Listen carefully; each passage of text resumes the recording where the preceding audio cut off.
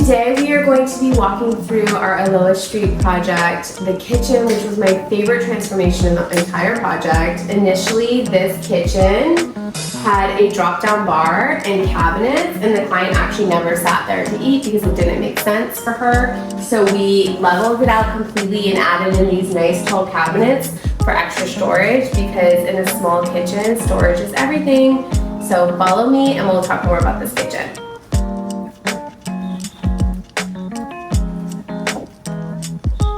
Okay, so where you're in Hawaii, a tiny kitchen is very common, and it's how do you maximize that kitchen for what you need for your family. So this was a small family, they have one child, and so they needed a lot of space and storage as much as possible. We kept this sink here because she actually liked how it flowed and it made sense with where the range is. So this kind of all stayed. We had the dishwasher, the sink, and then we have this awesome trash pullout, which is so tiny.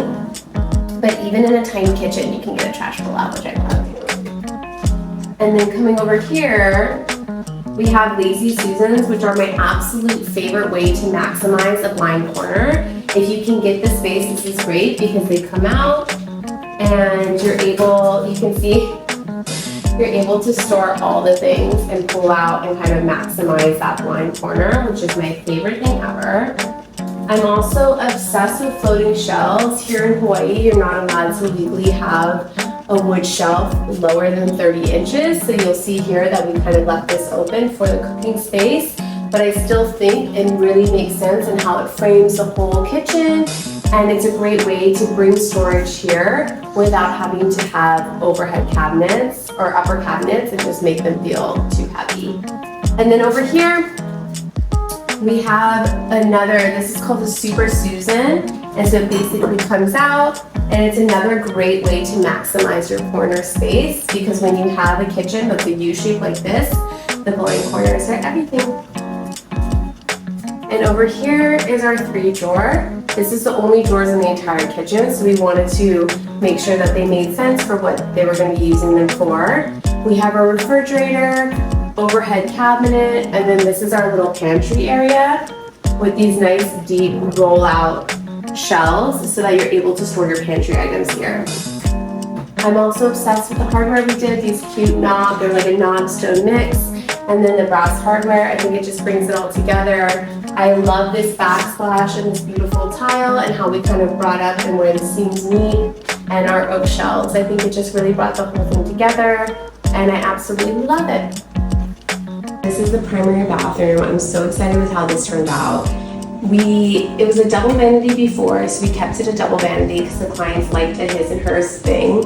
I love this reeded vanity cabinet. This was actually ready-made. We did not have to custom build this. It actually fit perfectly into the space, which was incredible. We put in these beautiful quartz countertops with this simple backsplash, and it's really fun vinyl wallpaper that has a nice texture to it, so it doesn't feel like your typical like peel and stick vinyl wallpaper, which I love. Like, I don't like when it's just shiny stuff. So if you're gonna do a vinyl wallpaper, it needs to have some texture. I also love the mixed metals that we did here with this large mirror and the curved edges just to bring a more feminine touch, but I love the black and gold together and this beautiful simple light fixture that we chose. Coming into the closet area, this was a traditional sliding closet, which I despise because I find it so annoying to have to slide and get your clothes in the slide. So we actually did this IKEA hack. This is all from IKEA. It's this amazing closet where you can open up and then close. It has this cute little mirror moment, and so it's fully functional, built into the space. So it looks like a custom closet, but it's IKEA. Okay, so for the bathroom, this actually here was access to the laundry room. Before it was like this weird door. So we closed it up and put some hooks because the bathroom is tiny and there's really not a lot of space for towels. So if you come into the bathroom, we did this really awesome floor, like the Star X mixed floor. I forgot what it's called. You guys, I didn't eat breakfast today, so bear with me. But anyways, we did this beautiful kind of tile. What I love about it is it has some layers and textures to it, so it's not completely flat, which gives it this nice kind of dimension to it. we weren't able to add a niche into the shower because behind this is the building.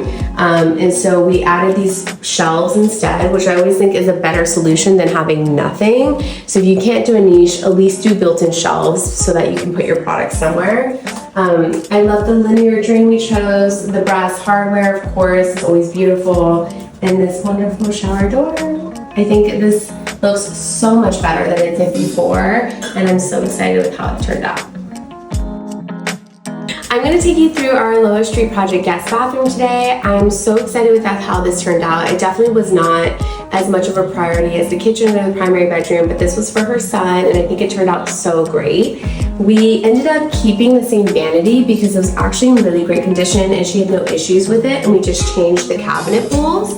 So this is definitely something I recommend if you want a little upgrade, to just go ahead and change those bowls. And then we changed the top and just put in this nice quartz countertop. We didn't need a fancy backsplash because it was just for her son's bathroom, so we just kept it simple, put in some brass hardware, a new sink. And then if you look at the before, she had kind of this shelving and this mirror, and it just looked really cluttered. And so we changed that and upgraded this to a beautiful like mango wood framed mirror and some nice accent lighting, which really brightens up the space and actually makes you look good in the mirror, which is nice.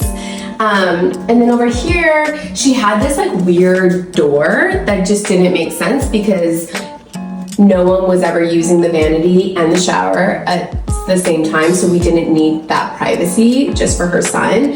And so we took that out and we just kind of opened up this space, and we did like a new tub because she has babies, and so tubs are always great. And but we kept it a low profile just because eventually this will become a rental when they move away. And so she kind of wanted to have easy in and out access and nothing too deep. And then we did this beautiful cement style geometric tile that I'm obsessed with. I think it's so fun. It still has that kind of masculine energy, but just makes it feel so light and bright in here, which was the whole goal.